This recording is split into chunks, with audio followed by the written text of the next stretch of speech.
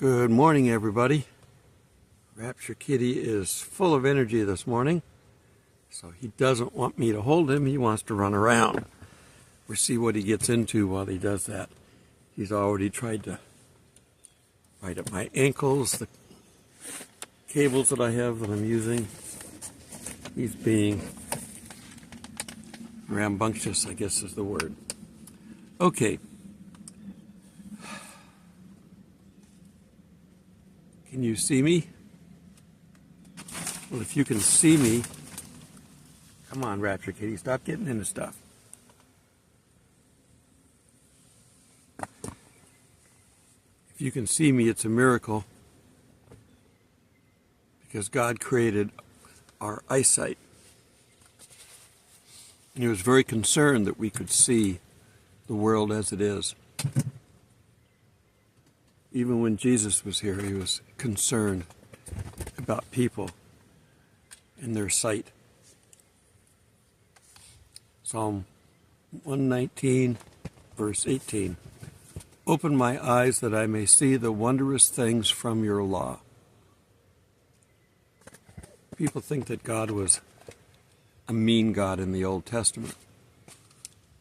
He gave the people exactly what they wanted. He got to see what they were like wandering in the wilderness, aimlessly, wanting to go back to their old ways because they were used to it. They were slaves, but they had done it for so long, they were used to it. Their newfound freedom found them longing for the past. They wanted to go back to Egypt. When Moses leaves them alone, they build a golden calf to worship it, which is what you do in Egypt. So he tried to give them what they want. He gave them the law so that they could learn how to be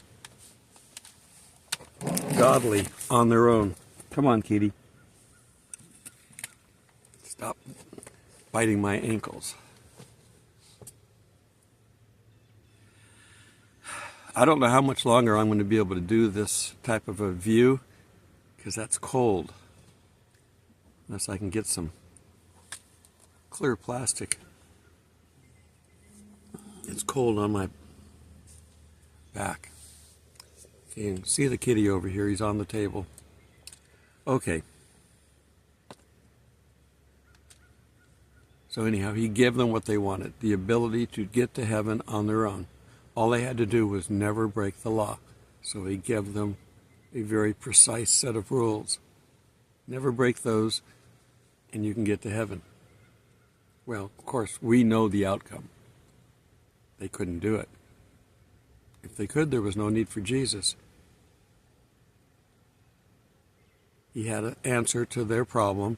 He's always got an answer to your problem. He may give you what you want to prove to you that you can't do it or you shouldn't do it. And then when you mess up because of it, he'll step in and save you. That's a good God. It's not a bad God. Okay, Acts 26:18. To open their eyes and turn them from darkness to light and from the power of Satan to God, so that they may receive forgiveness of sins and a place among those who are sanctified by faith in me. That's what he gave everybody. I don't know if I can open this side.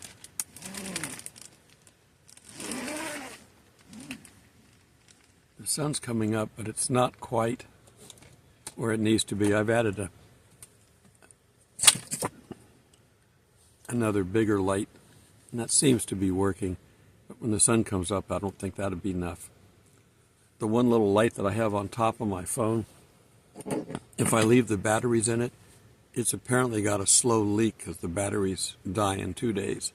And I forgot to take them out the last time I used it, so they're dead.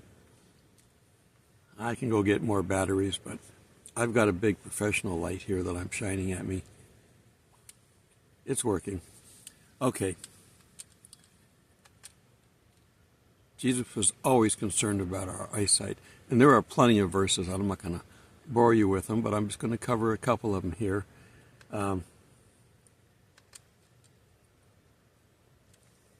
This is Matthew 9:1. And as Jesus passed by, he saw a man which was blind from birth. He's never seen sight. I don't know what that would feel like. I really don't. Not being able to see and then being able to see. It's like people that get to hear for the first time.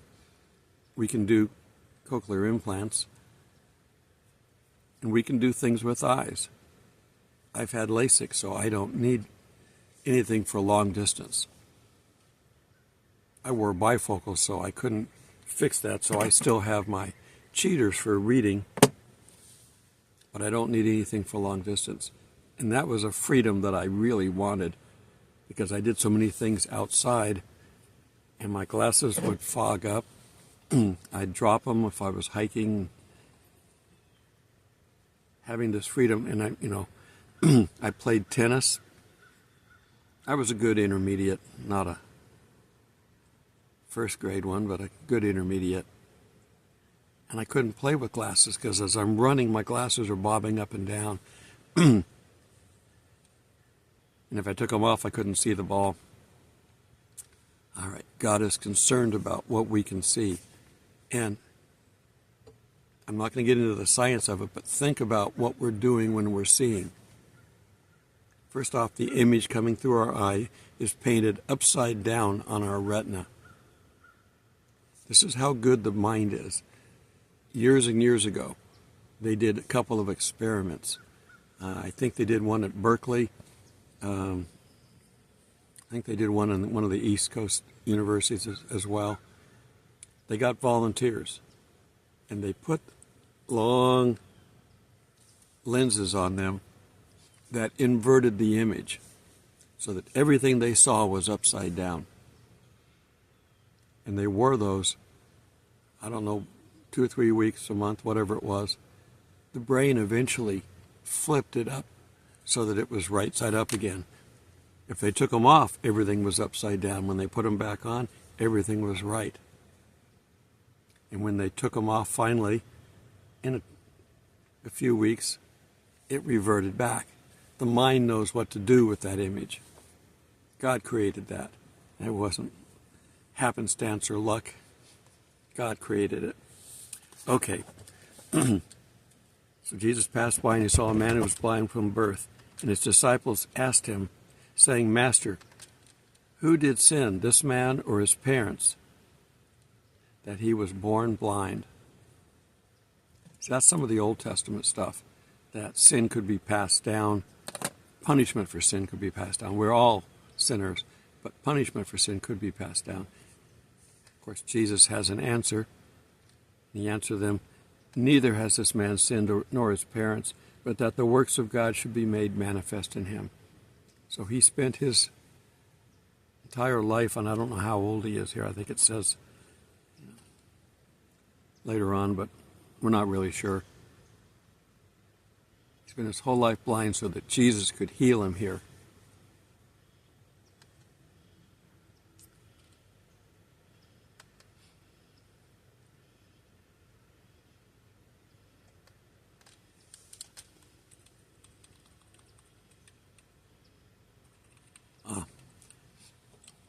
Continuing on, depending on where I get the verses from, if I get them from my Bible, they're in a nice, neat packet. If I cut them off of a web page, they sometimes are formatted differently. Okay, so the works of God could be made manifest in him. I must work the works of him that sent me while it is day. Night cometh when no one can work. As long as I'm in the world, I am the light of the world. So he wants us to see, so he provides light too.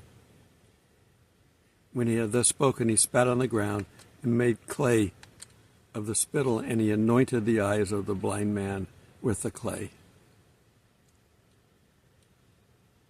If you've seen like The Chosen or some of the other movies that have depicted this, it seems kind of gross that someone will spit in the ground, make mud, and put it in the guy's eyes, but he knew what he was doing. and said to him, "Go, wash in the pool of Siloam," which is, by interpretation, sent. So he sent him away. And he went away, therefore, and washed, and he came seeing.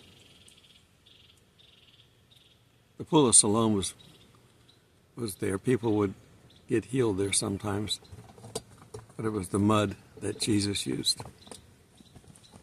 Come on, kitty. Kitty. Come on, you need to run around and then go to sleep. Okay, when John the Baptist got arrested and put in prison, his ministry was essentially over. But he was asking people, he asked his friends to go in and find Jesus and ask him this. And said to him, his friend said to Jesus, "Are you the coming one, or do we look for another?" Jesus answered and said to them, "Go and tell John these things which you hear and see.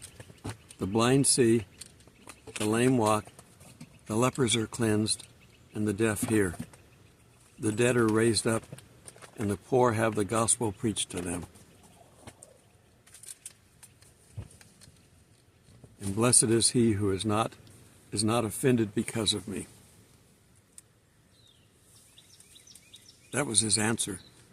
He could have just said yes. But who can do these things but God? He's concerned that we can recognize things. One of the gifts of God is discernment, so that we can look at something and figure it out. We don't know the motivations behind people, but a lot of times we can find people that God wants us to talk to. He gives us a third eye. Of course, God can see into all hearts through the Spirit. Oh, he just took my light away. Okay, I'm about ready to wrap it up here. I don't know if I can get any light out of this now.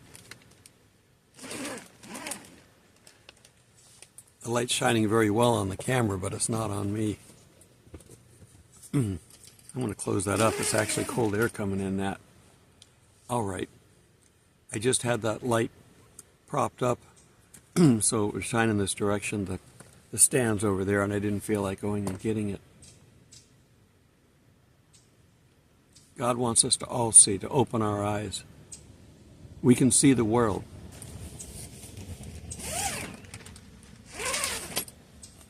Looking for the ranger. We don't know the date of the rapture, and we don't know this date of the second coming. We don't know the start of the tribulation. We just do know the seasons, and those seasons are here. We're in the end of days. Not the last days. We are in the last days, but those started when Jesus was here. We're in the end of days. Now, I call it the end times, but that's what I mean. We are looking to see what happens between now and November 5th. Israel promises they will attack Iran in that time. If they don't stop the big T from running, and they aren't willing to cheat, that's kind of a rhetorical question, they're going to lose. So I'm sure that they've got something up their sleeve. Be ready. We're in the Feast of Tabernacles. That's a 7-day feast, bracketed with a Sabbath at the beginning and a Sabbath at the end.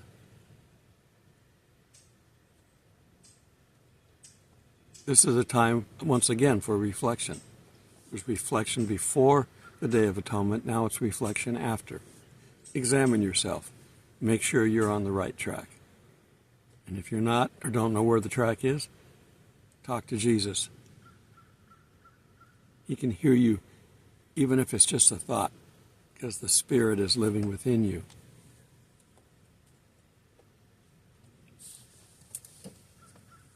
Say goodbye, Rapture Kitty. You got cold feet. running around on the cold floor. I do have one heater on. The other heater is right in front of me, but it's off. I can't run them both on high at the same time. I'm on a 30 amp breaker, and these are both 1500 watt. Depending on the math involved, they could be up to 15 amps. So I can't run them both. Not and have a light on and have my computer on and all this other stuff. So I'll turn it back on just as soon as I'm done. And since I'm beginning to feel like I want to shiver, I think I'm done. You may see me in my jacket the next time. Till we meet in the clouds. And I hope it's warm up there.